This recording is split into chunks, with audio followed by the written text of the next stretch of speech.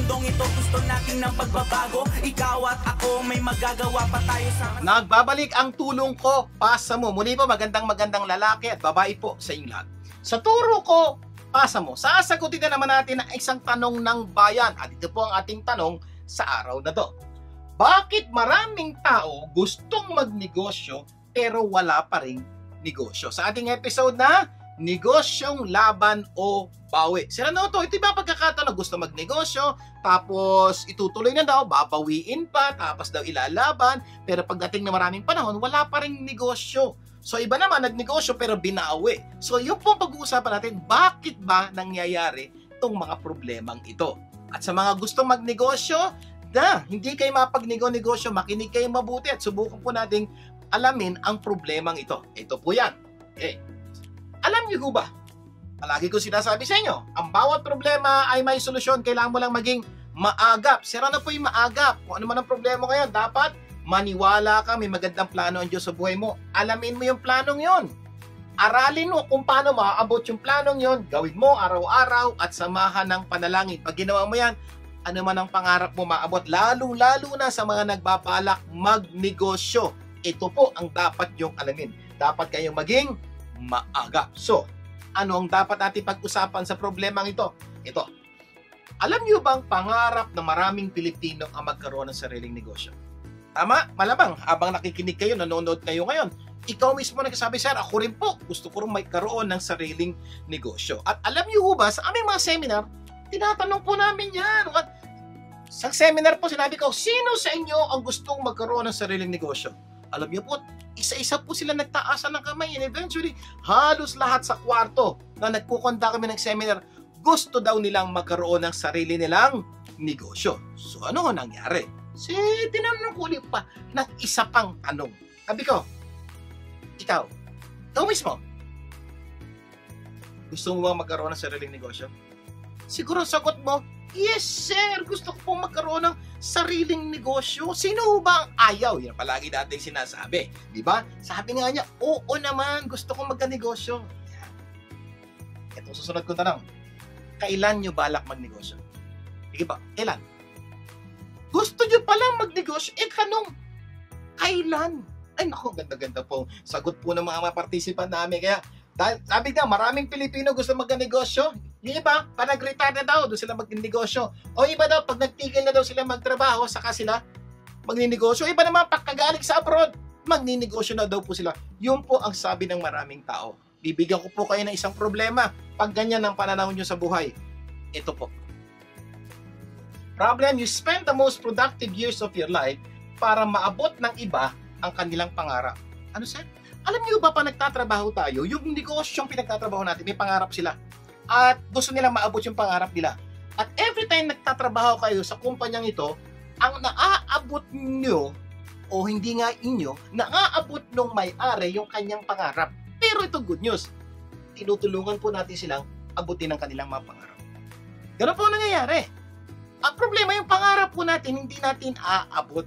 At normally yung pangarap nating magkaroon ng negosyo, gagawin natin pag nag-retire na tayo. Ibang pag matanda na ako, mag-negosyo na rin ako. Ito ang problema. You spend the most productive years of life, yung panahon malakas ka, marami kang idea, para abutin ang pangarap ng iba.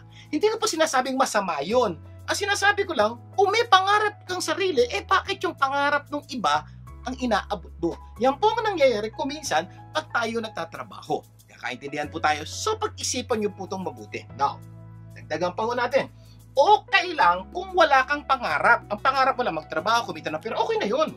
Ang problema kung may pangarap kang iba, pero pangarap ng iba ang iyong tinatrabaho, may problema po yun. Kakaintindihan, kung kontento na kayo nagtatrabaho, okay na po. Huwag nyo na pong pakinggan yung sinasabi ko magnegosyo kayo.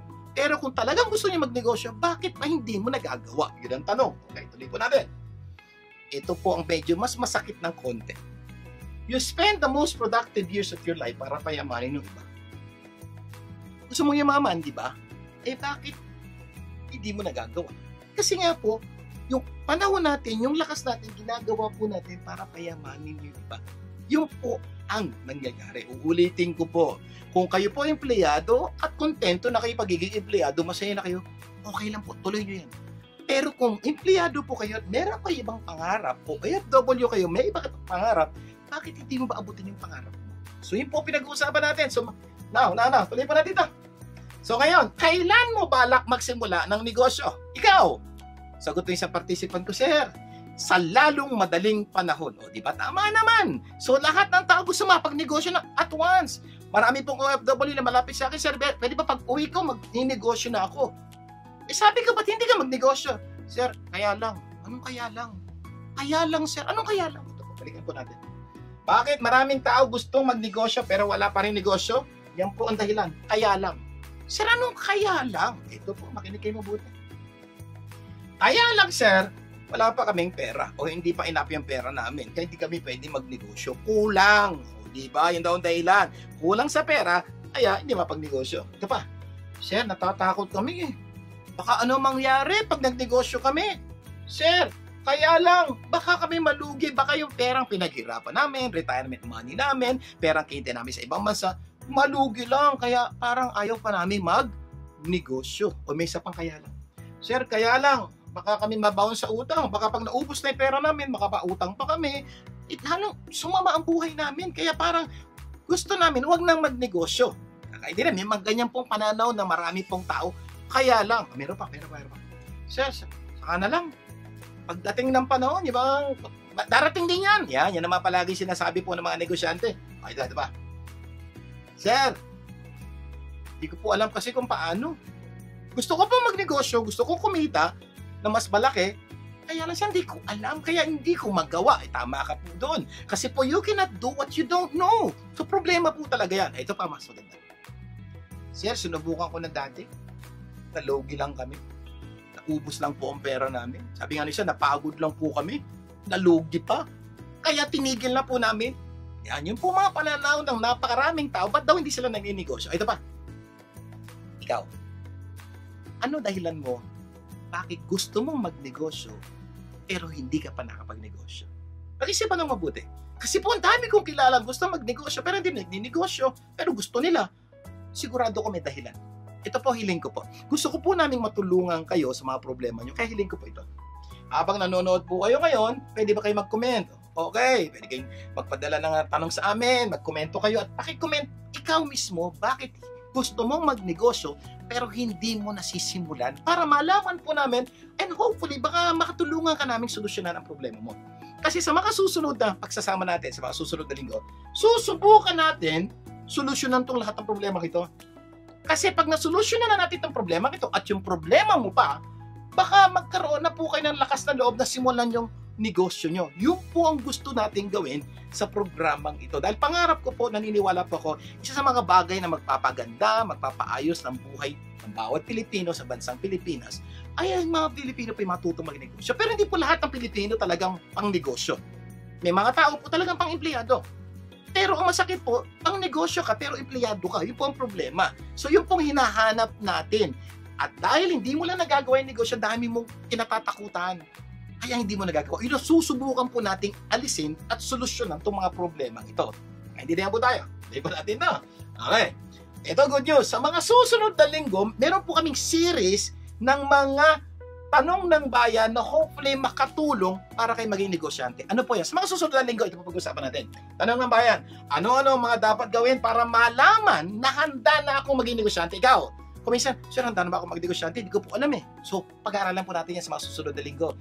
Ang tabayanan nyo po, hintayin nyo po yan. Ang title po natin doon, Negosyo, Ready, Set, Go. Ibig sabihin po, titingnan natin ano yung dapat gawin, number 1, number 2, number 3, na dapat nung malaman para maging negosyante at tutulungan po namin kayo doon. So please follow po itong ating ginagawa, ito pong series na sa negosyo, and hopefully pagkatapos natin matapos tong series na doon, alam niyo na kung paano.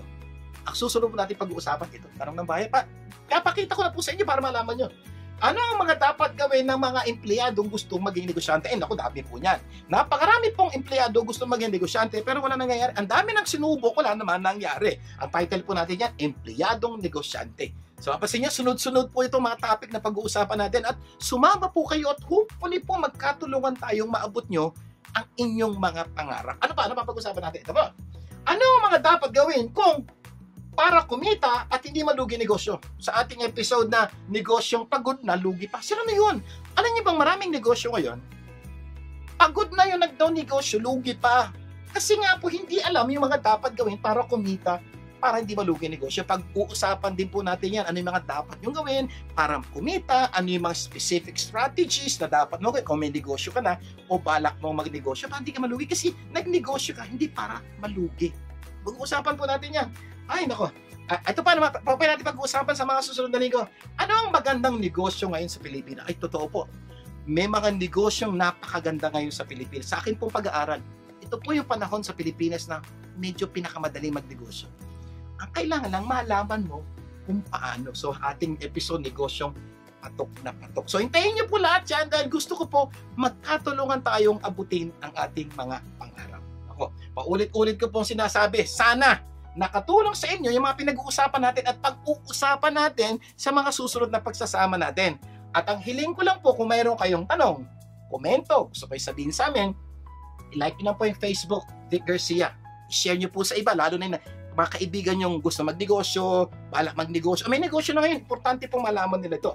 O kaya, for more videos like this po, simple na po hiling po namin, go to YouTube, i-type nyo po Vic and Avelin Garcia, tapos po, i-click nyo subscribe sa kayo yung bell para ma-notify po kayo. Pagkatapos po, share para tulong ko, pasa mo, natulungan na namin kayo, makakatulong pa kayo sa iba para lahat po tayo maabot ang ating mga pangarap. Muli po, ito po si Vic Garcia kasabing, tulong ko, pasa mo.